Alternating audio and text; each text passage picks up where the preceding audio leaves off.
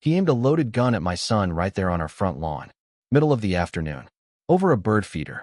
And behind him stood Linda, our so-called HOA president, clutching her clipboard like a royal decree and wearing that smug, puckered grin that smelled of lemon and self-importance. Our subdivision, Silver Pines Estates, was supposed to be a peaceful place. A well-manicured slice of suburban bliss with regulated hedges and matching mailboxes. We bought into it, literally and figuratively.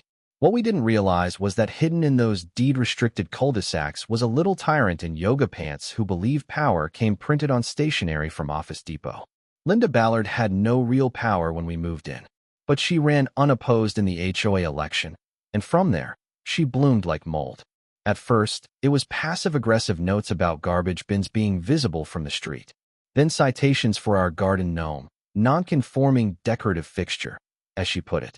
But things escalated the day she met Greg, her new boyfriend, a part-time sheriff's deputy with a full-time superiority complex. That man thought a badge gave him the right to rewrite reality. He had zero jurisdiction in our neighborhood, but that didn't stop him from strutting through it like he was patrolling Baghdad. The problem really started when my son, Marcus, came home. Marcus had served overseas in places most Americans couldn't find on a map. Special forces. He came back quiet, respectful, and hyper-aware of his surroundings. The kind of man who called his mother ma'am and mowed her lawn every Sunday without being asked. But to Linda, Marcus was a threat. Too big, too quiet. Drove a truck that didn't fit her vision of conformity.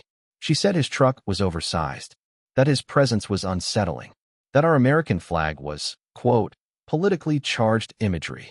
We tried to ignore her, until the fines began. First, $70 for our mailbox handle not matching community specs. Then $200 for the trim on our garage door being one shade off.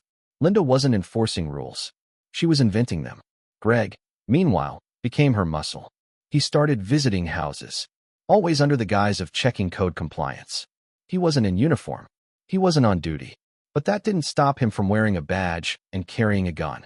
He took special interest in our house. The turning point was the bird feeder. A simple wooden one, strung from the old oak tree. Marcus hung it one morning. Said he liked the idea of waking up to birdsong. Linda showed up that afternoon, clipboard in hand. Violation of Code 5.9b. Unauthorized wildlife attractant. Marcus laughed. He pointed to 3 other homes with feeders. Linda said they were on the list. Then she brought Greg the next time. He stood 2 feet from my son, puffed up his chest, and pulled his weapon. Just like that. Middle of the day.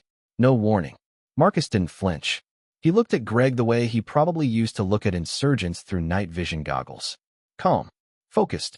Dangerous in the way only a man trained to remain still can be. Then he smiled. The kind of smile that says, "You just made the biggest mistake of your life." But this story doesn't begin and end with that moment. No, this is the culmination of 2 years of bureaucratic bullying, suburban surveillance, and a woman who mistook a neighborhood charter for martial law. If pointing a gun was the crescendo, the overture started with a garden hose. Linda showed up one morning with a tape measure. Said our hose, the green one coiled by the side gate, was visible from the sidewalk. That it disrupted neighborhood harmony. $50 fine. We laughed. We paid it. Mistake. Marcus came back 3 months later. Linda saw him as an intruder. The oversized truck. The military haircut. The silence. She hated him. Said his presence was oppressive. The first fine came 2 days later. $170. Parked 2 inches over the curb. Greg started showing up more often. They walked together, clipboard and badge.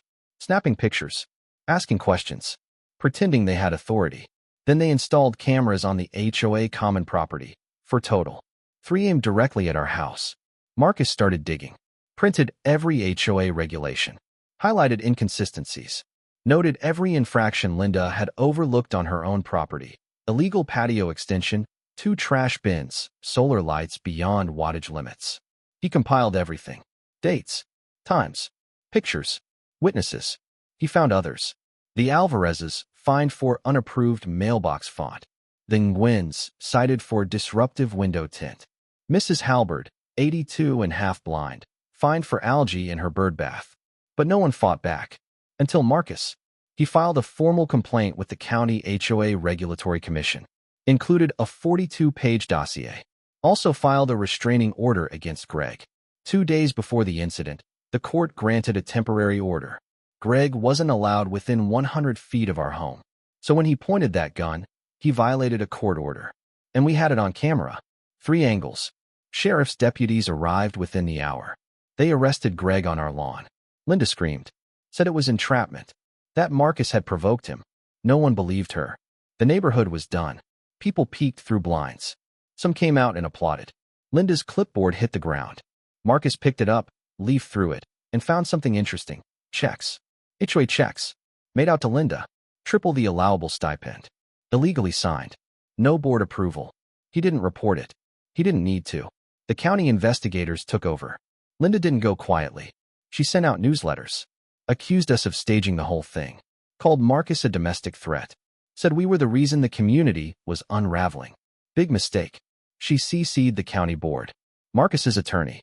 Half the state. See, Marcus had hired a lawyer. One who specialized in civil liberties and HOA abuse.